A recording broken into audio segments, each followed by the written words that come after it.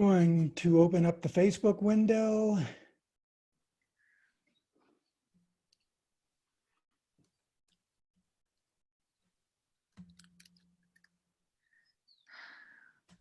All righty.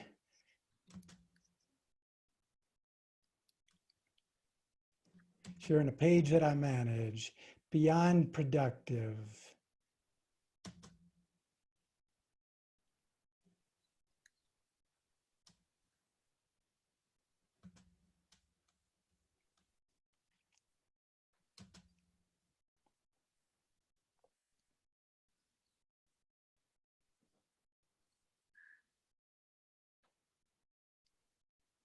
Yay, it opened. Mm-hmm. All right, putting in the title.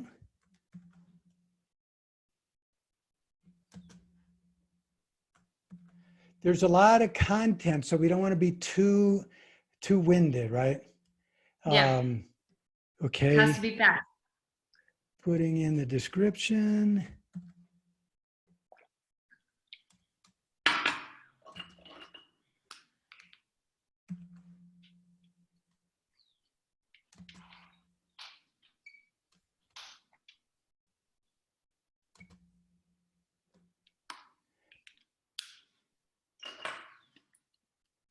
And I'll make this small.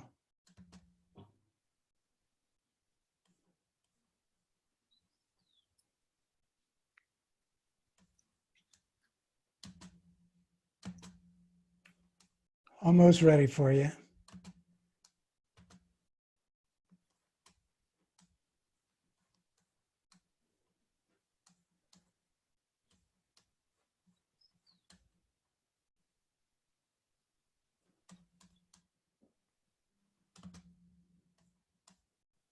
Okay.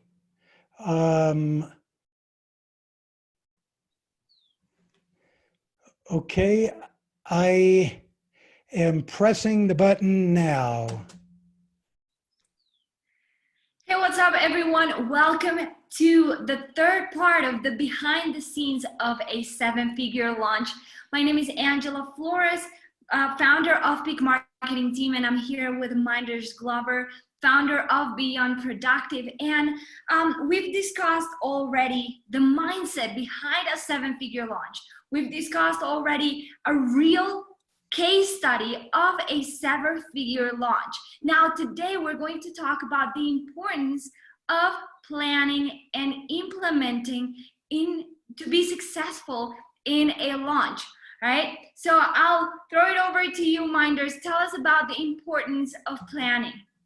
Excellent. Thank you, Angela. I appreciate it. So what I'm going to do is I'm going to pull up a slide here real quick so that you can see what I'm talking about. So this first element is about the 6 elements of a comprehensive launch plan. So planning is paramount in this whole process. So in a launch plan, the first thing that you do is you have a launch strategy and a storyboard.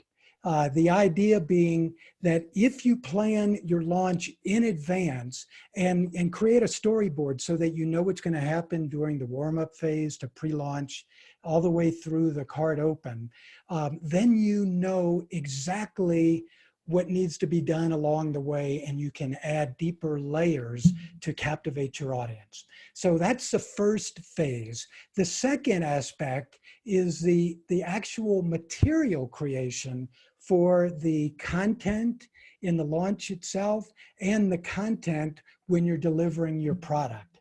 And so that's a very important segment to put specific emphasis on. And that leads right into number 3, which is the creating the actual structures of the launch for the web, the funnels, the email, the way that you communicate with your prospect along the way, such as chatbots and so forth. And then the natural segue, number 4, is similarly the communication structure within the team and the project management system that you're going to make sure that everybody gets things done on time and create a stress-free launch. then with that in place, then all of the marketing pieces need to be put in place. Are you using social media? Are you creating your email sequences? Are you using JV and affiliate partners? And then finally, not to be overlooked, because it's a vital part of this, and that is the actual monitoring the results. What was your increase in your email list? What was your conversion rate on ads and so forth? How did we do on our budget? What do we know so that we can build upon to the next part in our sequence, our actual next launch? So now what I want to do is I want to turn it back over to you to talk about the tips on how to stick to your plan. Well, it's very important. As we see, there's 6 elements to a launch, and it sounds overwhelming, right? For every entrepreneur, it's easy to go and plan and create all these things, but then when it comes time to actually implement, it gets hard. So here are some tips so that you don't make those mistakes. If you want to have success, you need to plan and implement, all right? So common mistakes that happen is that people don't do a warm-up phase. They don't warm up their audience, right? And that is also a psychological thing for you as the product owner. If you're not warming up your audience, then when you hit the time to actually launch your product, then you don't have that motivation to go and launch it. While if you're warming up your audience for a month or 2 and you're getting them excited about a product that you're about to launch, then you will probably launch it, right? You will be like, oh my God, I'm excited too. And you put it out there. When you warm up your audience, you're putting out there that commitment to launch a product and give them your very best, right? So another thing that people don't do is put every single step of that plan in a calendar. A lot of people make the mistake of saying, oh yeah, I'm going to launch in 15 days.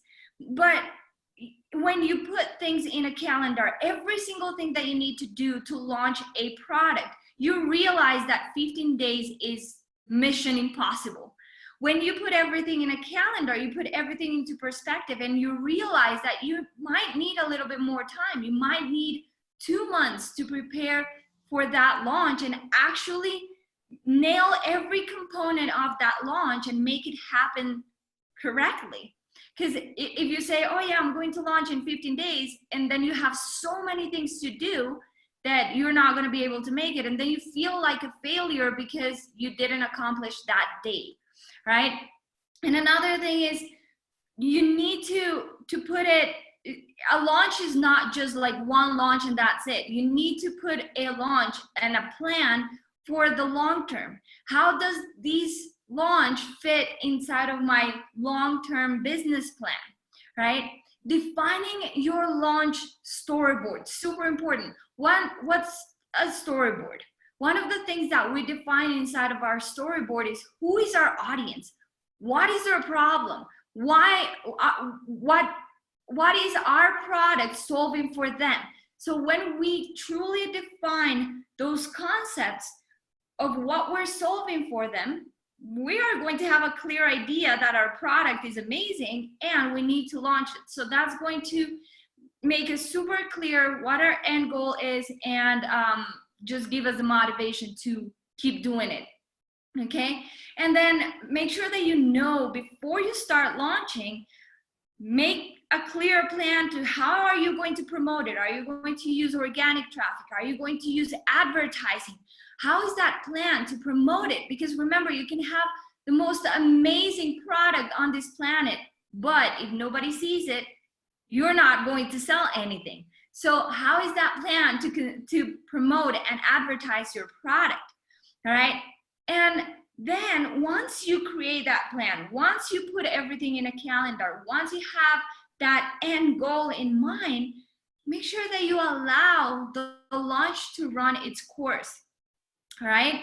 So you need to set up all of your follow-up emails, all of your messenger bots, everything that you need in order to just let it run. you're going to set up everything and just let it run automatically. And you concentrate on what's important, the big picture. All right. Great. Okay. Minders, back to you. Excellent. So we just talked about what happens when you fail to launch. So let's look at the bright side, the positive, the flip side of that. What happens when you stay one step ahead? So in this scenario, you're on top of everything. You position yourself in front of the launch versus doing damage control. And so the thing to think about here is that where is your energy? Are you just trying to hold on to the dog by the tail, or do you have space so that new creative last minute ideas can pop in and you have the time to implement? And doing that is going to eliminate the stress for you and your team. So you'll want to follow the plan and get into a habit of launching consecutively. And you're going to achieve better financial results because you've pre-planned everything and you have the budget, the storyboard, the calendar, everything all set up. And I mentioned about the mental awareness space that opens up for new opportunities. But finally, the optimum next step is going to present itself to you because you didn't leave anything on the table with this particular launch. Now, the third element, real quick, that we want to talk about in planning and implementation is the actual framework for the implementation. And I actually use a 5-part framework in the product launches, in the planning, as well as in the implementation that we do together, Angela. And so the idea is you have a dashboard to monitor the whole thing, this launch as well as your long-term planning. I typically use a mind map for that, but there's other avenues. And then within the launch are the things that Angela mentioned a little bit earlier, the launch storyboard, where everything is pre-planned and laid out, your calendar, your milestone calendar, to make sure that you've got the time to do it before you commit to specific dates. And then finally, progress monitoring the action steps along the way to make sure that you're one step ahead of your launch. And then as we go back out from the individual launch to the macro, then there's that sequential launch flow where you actually look at how you're going to achieve your goals with a very specific process that we've developed. So while we finish this area, why don't you had one other aspect of this I know you wanted to share. Back to you, Angela.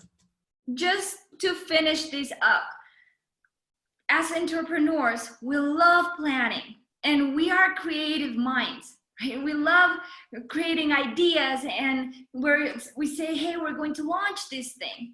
But then the implementation is what actually makes you successful. So I want to leave you with a phrase that I actually have on my phone, on the screen. It says, you get what you work for, not what you wish for.